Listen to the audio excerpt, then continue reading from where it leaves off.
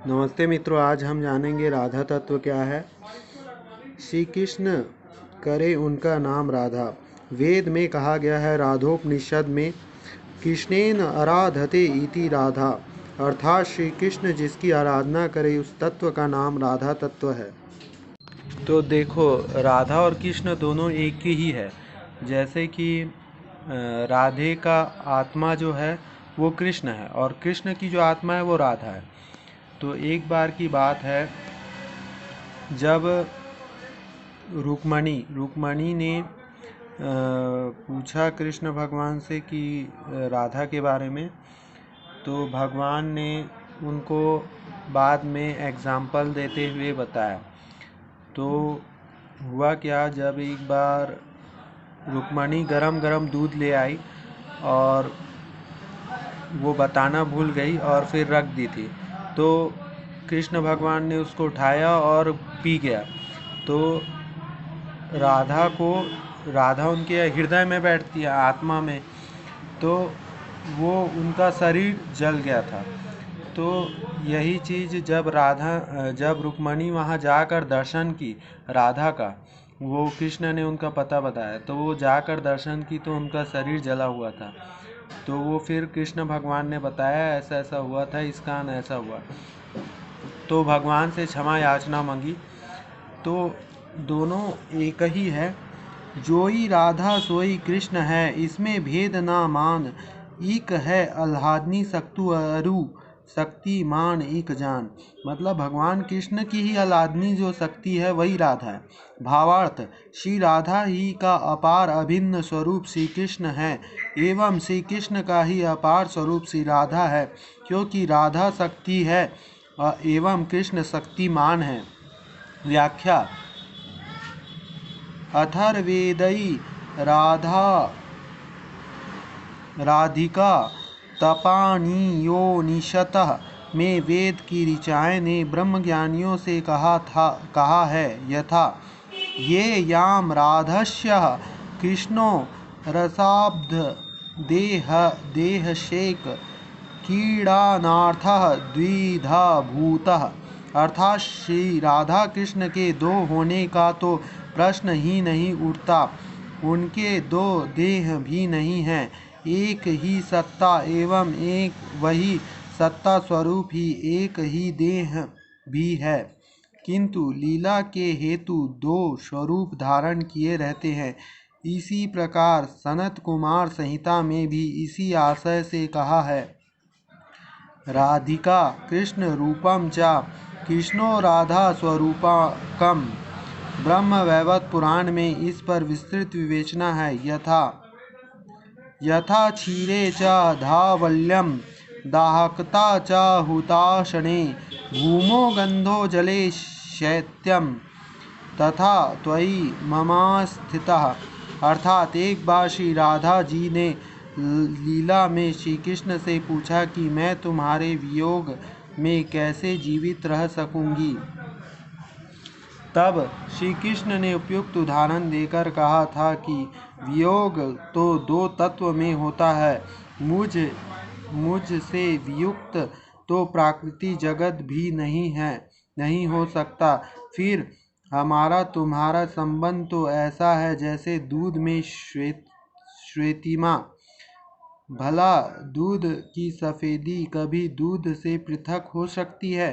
पुनः कहा कि जैसे आग में दहकता अर्थात आग से कभी दहकता पृथक नहीं हो सकती, इसी प्रकार पृथ्वी से गंध, जल से शीतलता कभी वियुक्त हो सकता है। ठीक उसी प्रकार हम दोनों एक थे, एक हैं और एक रहेंगे।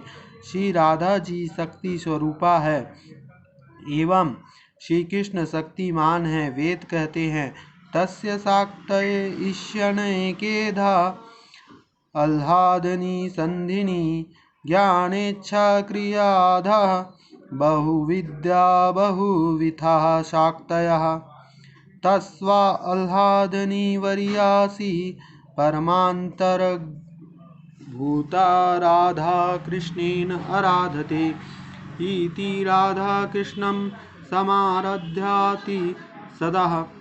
विष्णु पुराण भी कहता है, यथा विष्णु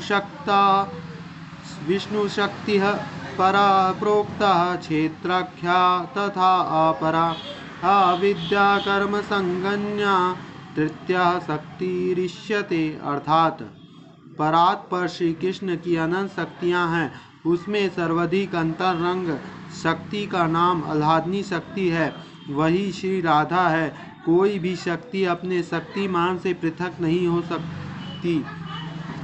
वस्तुतः शक्ति एवं शक्तिमान दो तत्व नहीं होते। चैतन्य देव ने सनातन गोस्वामी को विस्तार से समझाया है, यथा चित् शक्ति स्वरूप शक्ति अंतरंगानाम ताहार वैभवंतः वैकुंठ ही धाम। अर्थात माया शक्ति की परिणति अनंत कोटि ब्रह्मांड है, जीव शक्ति की परिणति अनंत जीव विशेष है। चित्त शक्ति जिस स्वरूप शक्ति भी कहते हैं, उसकी परिणति दिव्य चिन्मय अनंत वैकुंठ धाम है। यह चित्त शक्ति चेतन है, माया शक्ति के समान जड़ नहीं है। इस चित्त या स्वरूप शक्ति या योगमय की शक्ति से सब कुछ करने या कुछ न करने एवं उल्टा करने की भी शक्ति है। इस चित्त शक्ति के तीन भेद हैं, यथा सतचित आनंद कृष्ण रे स्वरूपा, अतएव स्वरूप शक्ति है तीन रूपा। अर्थात यह स्वरूप शक्ति सत्य स्वरूप, चित्त स्वरूप एवं आनंद स्वरूप हो जाता है। पुनः चैतन्य देव आगे कहते हैं, यथा आनंदशेन हादनी हल्लादनी संदेश संदनी चिदाशे सविता जारे ज्ञान करीमानी। अर्थात सदस्य की अधिष्ठात्री शक्ति को संधनी शक्ति एवं चिदंश की अधिष्ठात्री शक्ति को सवित शक्ति तथा आनंद शक्ति की अधिष्ठात्री शक्ति को आह्लादनी शक्ति कहते हैं। इसमें सत शक्ति द्वारा श्री कृष्ण अपनी सत्ता की रक्षा करते हैं, सवित शक्ति के द्वारा सदा सर्वज्ञ बने रहते हैं, आह्लादनी शक्ति द्वारा सदा आनंदमय रहते हैं। इतना ही नहीं, वरन इन शक्तियों द्वारा ही अपने भक्तों की रक्षा भी करते हैं, ज्ञान एवं आनंद प्रदान करने का कार्य करते हैं। वेद कहता है, रसो वैसा रस होव्यम लब्ध्वा आनंदी भवति। अर्थात श्री कृष्ण आनंदमय हैं, उनको प्राप्त करके ही जीव आनंदमय होता है, अन्य कोई उपाय नहीं है। इन तीनों शक्तियों में सर्वश्रेष्ठ शक्ति आह्लादनी शक्ति ही है। इसी शक्ति की परिणति का नाम प्रेम है। प्रेम का ही अंतिम परिणति महाभाव है।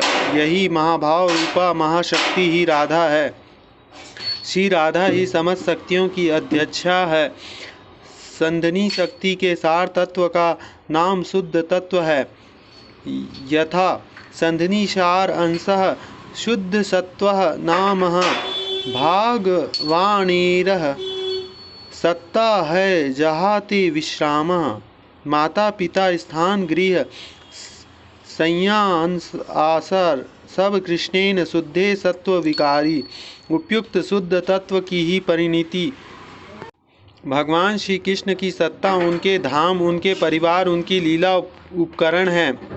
इसी आशय से विष्णु पुराण कहता है, यथा आह्लादनी संधिनी सविता एकः सर्वसंस्थितो हादात् पारिह मिश्रः त्वयि नो गुणवर्जितः।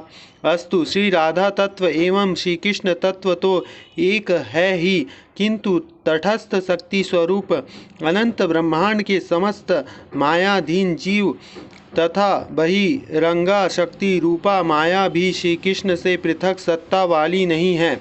जीव शक्ति से नित्य स्तुति श्री राधा तत्व एवं श्री कृष्ण तत्व तो एक ही है, किंतु तटस्थ शक्ति स्वरूप अनंत ब्रह्मांड के समस्त मायाधीन जीव तथा बहिरंगी शक्ति रूपा माया श्री कृष्ण से पृथक सत्ता वाली नहीं है।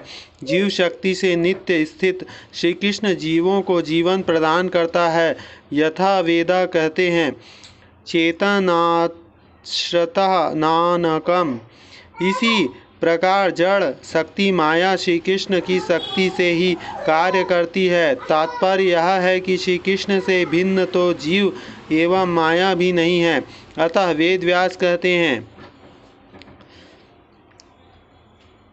इस श्रुति के अनुसार राधा कृष्ण के अतिरिक्त कोई शक्ति या शक्तिमान नहीं है। इति श्री राधा तत्व अर्थात श्री कृष्ण की आह्लादनी शक्ति प्रकरण समाप्त।